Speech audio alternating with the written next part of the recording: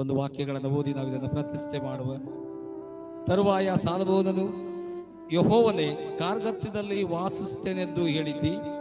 ನಾನು ನಿನಗೋಸ್ಕರ ಒಂದು ಮಂದಿರವನ್ನು ಕಟ್ಟುತ್ತೇನೆ, ಅದು ನಿನಗೆ ಶಾಶ್ವತವಾದ ವಾಸಸ್ಥಳವಾಗಲಿ ಎಂದು ಪ್ರಾರ್ಥನೆ ಮಾಡಿದನು. ಪ್ರಾರ್ಥನೆ ಮಾಡಿಕೊಂಡು ನಮ್ಮನ್ನು ಬಹಳವಾಗಿ ಪ್ರೀತಿ ಮಾಡುವ ನಮ್ಮ ಪರಲೋಕದ ಸ್ವರ್ಗೀಯ ತಂದೆಯಾದ ದೇವರೇ, ದೇವರೇ, ಸುಂದರವಾದ ಈ ಮನೆಯನ್ನ ಕರ್ತನೆ, ಈ ಆಲಯವನ್ನ ನಿನ್ನ ಮನೆಯಾಗಿ, ನಿನ್ನ ಆಲಯವಾಗಿ ದೇವರೇ, ನಿನ್ನ ಮಕ್ಕಳಿದನ್ನು ಉಪಯೋಗ ಮಾಡಲಿಕ್ಕಾಗುವಂತೆ ಸಹಾಯ ಮಾಡು.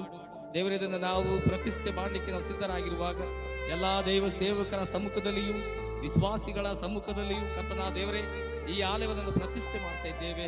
ಇಂದಿನ ದಿನದಿಂದ ಕರ್ತನೆ, ಇಲ್ಲಿ ಅನೇಕ ಆತ್ಮಗಳು ಕೂಡಿ ಬಂದಿದವರಾಗಿ ನಿನ್ನನ್ನು ಆರಾಧಿಸುವಂತೆ, ನಿನ್ನನ್ನು ಕೊಂಡಾಡುವಂತೆ, ಪಾಪದ ಮಾರ್ಗಗಳನ್ನು ಈ ಸ್ಥಳದಿಂದ ಬಿಡುಗಡೆ ಹೊಂದಿ ದೇವರ ರಾಜ್ಯದ ವಿಶೇಷವಾದಂತ ದೇವರೇ ಸಮ್ಮುಖದಲ್ಲಿ ನಿನ್ನ ಮಕ್ಕಳು ಜೀವಿಸಲಿಕ್ಕಾಗುವಂತೆ ಈ ಸ್ಥಳವನ್ನು ಪರಿಶುದ್ಧ ಮಾಡಬೇಕೆಂದು ಬೇಡಿಕೊಳ್ಳುತ್ತೇನೆ.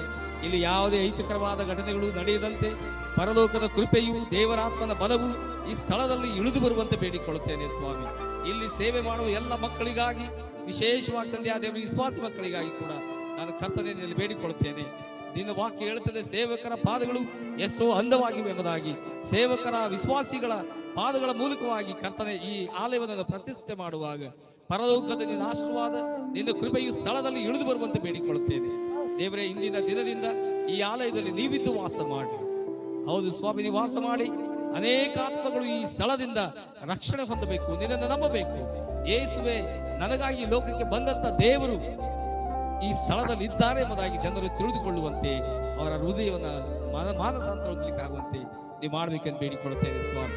ಇಲ್ಲಿ ಸೇವೆ ಮಾಡುವಂತ ಸೌಡಾಸ್ ಪಾಸ್ಟರ್ಗಾಗಿ, ವಿನೇಜರ್ ಪಾಸ್ಟರ್ಗಾಗಿ, ಪವನ್ ಮಗನಿಗಾಗಿ, ಉಳಿದಂತೆ ಎಲ್ಲ ಮಕ್ಕಳಿಗಾಗಿ ಬೇಡಿಕೊಳ್ಳುತ್ತೇನೆ. ಎಲ್ಲರನ್ನ ಆಶೀರ್ವಾದ ಮಾಡಿ. ಈ ಊರು ಈ ಸ್ಥಳದಿಂದ ಆಶೀರ್ವಾದಗೊಂಡಲಿ ಸ್ವಾಮಿ. ದೇವರೇ, ಇಲ್ಲಿರುವಂತಹ ಈ ಊರಲ್ಲಿರುವಂತಹ ಎಲ್ಲ ಮಕ್ಕಳು ನಿನ್ನನ್ನು ನಂಬಿ ರಕ್ಷಣೆ ಹೊಂದಿ ಯಾರು ನರಕಕ್ಕೆ ಹೋಗದಂತೆ ಈ ಸ್ಥಳದಿಂದ ನಿನ್ನ ವಾಕ್ಯಗಳನ್ನು ತಿಳಿದುಕೊಂಡವರಾಗಿ ಬಲವಾದ ನಿನ್ನ ಮಹಿಮೆಯಲ್ಲಿ ನಡೀಲಿಕ್ಕಾಗಿ ಹಾಗೆ ಮಾಡಿ ಯೇಸುವಿನ ನಾಮದಲ್ಲಿ